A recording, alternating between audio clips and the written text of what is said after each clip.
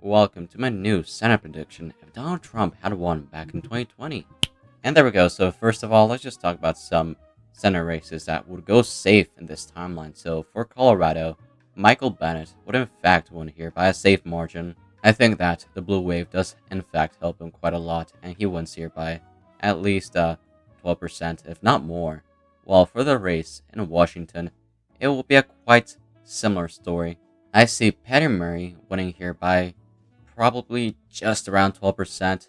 I do reckon that the blue wave does in fact, of course, help Democrats quite a lot in these races. So for the other close races you could say, for the races in Kentucky and South Carolina, I do reckon that South Carolina still goes by a safe margin of at least 14%, 15% probably. While for the Senate race in Kentucky, I do think that Charles Booker does not, in fact, as some people think, drop the Senate race in Kentucky down to a likely margin. Even in this timeline where it's a blue wave, I don't see Rand Paul winning by less than 12%. He probably wins here by 12 to 14%. And yeah, so let's just go to the likely races in this hypothetical midterm. And yeah, so let's just go to the likely races. So let's just start off for the race in Utah. And for the Senate race in Utah, it would be way, way closer than in our timeline, what it would be, of course. So in this blue wave scenario, I do reckon that Evan McMullin would actually have a decent chance and would be way closer. I think that, in my opinion, honest, Mike Lee still wins here by a likely margin, but it's a low likely margin. Mike Lee still wins here by guessing 6 to 8%. It would depend on the blue wave.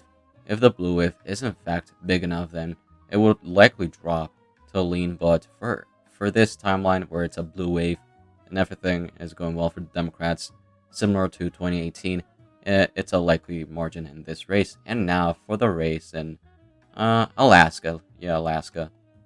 And in the Senate race in Alaska, I don't know who would win in the end. I do reckon that the Trump wing would not do as well, so I'm leaning towards Lisa Murkowski actually winning re-election in this timeline.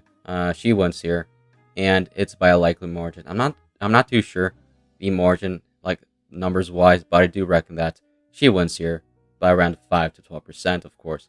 And now for the race in New Hampshire, this would be in fact a easy one for the Democrats, since I don't think the Republican primary.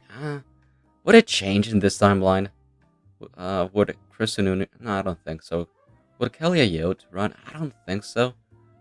I think that the Republican Party, seeing that it's going to be a blue midterm, would not have as many good candidates, because if you're a candidate running in an election, you want there to be a good, or you want it to be a good year for your party. So I think that this is easily a win for the Democrats by a likely margin. I think they win here by 6 to 8%, but it could really even go up to 7 or 9%, depending on the primary and who wins.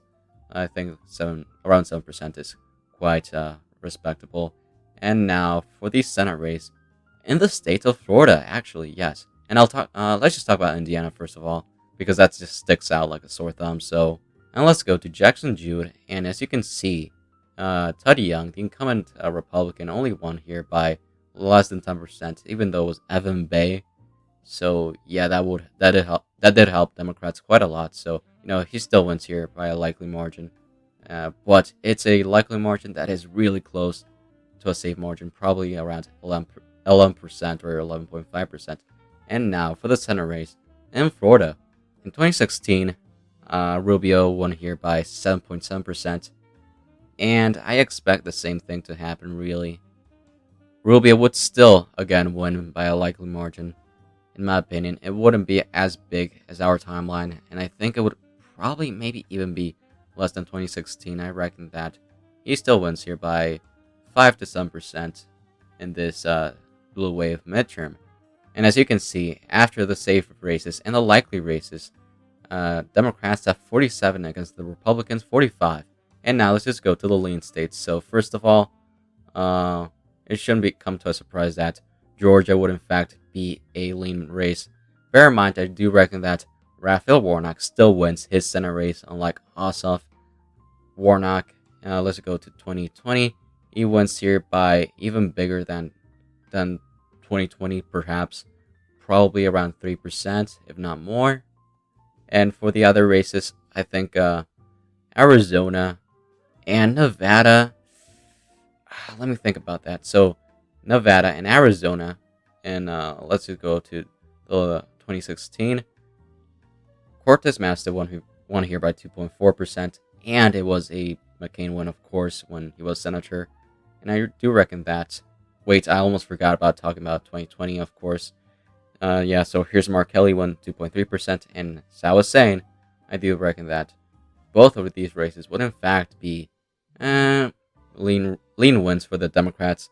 I think that Arizona and Nevada are both high lean margins. I'm guessing towards 2% to 4%, if not 3% to 5%.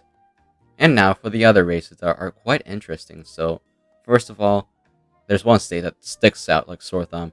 For Missouri, this race would in fact, I'm not sure who would be the nominee. I'm guessing Greetens would still be the nominee. I'm guessing because it just depends on a whole lot of things. But I'm just guessing he would be the nominee. And because of his past and the allegations and everything, all the stuff that Josh Hawley has even told about, I do reckon that it will be way close. It will be quite similar to 2016, in fact. Even though the state is quite red in presidential levels, if it's Eric Greitens, it will probably be in our timeline. I'm guessing. I think that I'm not sure, but I'm guessing Greitens still wins here barely, or either by a lean margin or a tilt margin, or it could very well it could be another nominee in this timeline. But for now, I'm just gonna leave it as a lean race, and a low lean race, of course. And now for the other races. So I think this is actually one of the last ones. So for Pennsylvania, I still think that John Fetterman would still be the Democrat nominee. I'm not too sure who would be the GOP nominee. I could see McCormick actually winning in this midterm blue wave scenario, and it could help him. But what I think will happen is that the GOP will do quite poor, and it will be way worse than what Toomey did in 2016. And I see John Fetterman actually winning this race by a lean margin of 1 to 3%. I think this would be an easy win for the Democrats, and a flip for them. And it will be quite crucial for them to win the Senate majority in this timeline. And for the tilt races, so in my opinion, all these races could go either way. So let's just start off for the race in Wisconsin. So in 2016, it went to Ron Johnson by 3.4%. And here's my hot take for this race. I truly believe the only reason why Ron Johnson decided to run again was because of how easy it was going to be, knowing it was going to be a red wave. Which is why I do reckon that he would not run if it was a blue wave scenario. That's what I think would happen, and we would have someone like, I don't know, Mike Gallagher, or maybe Cleafish runs for the Senate in this timeline. For the Democrats, I think that Mandela Barnes, I don't think he runs. I think he runs, but I don't think he gets the momentum. I think Sarah or Tom Nelson would get the endorsements and the campaign funds and all that sort of stuff. But who knows, really? Let's be honest, who knows? And this race would really depend on who the candidates are. And what I know for a fact is that I don't think Ron Johnson would actually seek re-election, which is why I do see most likely Democrats barely winning here by a tilt margin. Probably one of the closest races in this hypothetical midterm if Donald Trump had won back in 2020. Let's go to North Carolina. In 2016, it was a big win for Burr, the incumbent then, but it's an open seat in 2022 since he is in fact retiring. And I think that Cherry Beasley is still the Democrat nominee, but for the Republican Party, I think that they would not actually I think they could still nominate Ted Budd, but I think Pat McCrory would have a way bigger chance of being the nominee in this timeline, of course. And this would be one of the closest races in my opinion, but I do reckon that the GOP would barely win here by a tilt margin, still in this blue wave midterm, which I find quite interesting. And now for the Senate race in Ohio. So in Ohio, 2016, Rob Portman won by a landslide, 20%, but I think he still retires, but I'm not 100% sure. If he does, which I lean towards, then this race would be quite competitive. So I think that Tim Ryan still is the Democrat nominee, but my hot take in this race is that JD Vance does not run and probably tries to run in 2024 if I had to guess, because you're not going to run if your own party is going to have a bad time in a midterm, of course, in my opinion. And I'm guessing either Dolan, Gibbons, or Josh Mandel is the nominee. And because Josh Mandel got second place, I'm guessing he is the nominee in this timeline where Donald Trump wins. Which is why my hottest take in this midterm blue wave season, if Donald Trump had won, I see Tim Ryan actually winning here by a tilt margin. I think his campaigning has been quite well, a lot like Joe Manchin, and he wins here in one of the closest races in this election.